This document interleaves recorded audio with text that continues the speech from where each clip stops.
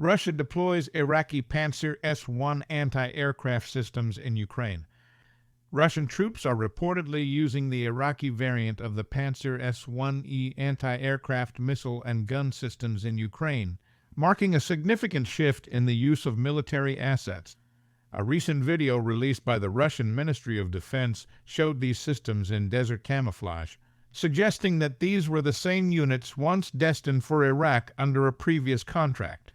The Pantsir-S1 system, known for its capability to target both aerodynamic and ballistic threats, has been a critical asset in air defense due to its combination of missile and artillery weaponry.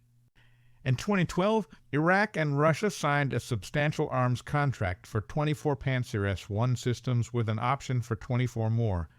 It appears that after the delivery of over 20 systems to Iraq, some units remained with the Russian manufacturer, potentially due to contractual complications.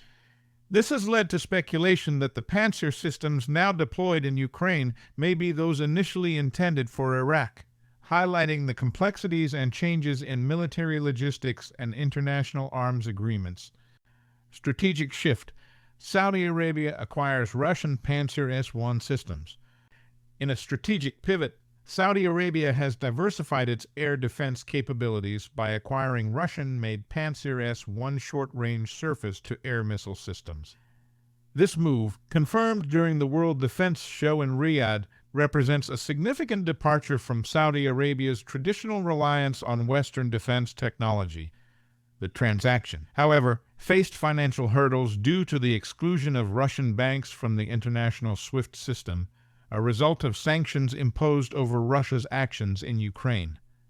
The Pantsir-S1 system is designed to counter a variety of aerial threats, including aircraft, helicopters, and drones, and is a vital component of Russia's air defense strategy, often used to protect vital infrastructure such as air bases and missile systems. Saudi Arabia's decision to integrate the Pantsir-S1 into its military architecture is indicative of a broader trend of Middle Eastern nations looking to diversify their military acquisitions amidst evolving geopolitical dynamics. Controversy and speculation surround Russian use of Pantsir-S1 systems. There is ongoing controversy and speculation regarding the actual deployment and use of the Pantsir-S1 systems that were initially earmarked for Iraq.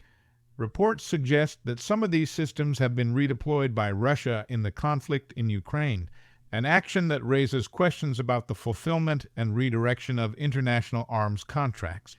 The presence of these systems in eastern Ukraine, as indicated by their unique Iraqi-style camouflage, suggests a complicated narrative of arms transfer and utilization that transcends simple transactional dynamics. The implications of such redeployments are significant, as they reflect the potential for international arms agreements to be altered in response to shifting strategic needs. This practice is not isolated to Russia. Various nations have historically redirected military assets in response to emerging threats and strategic priorities.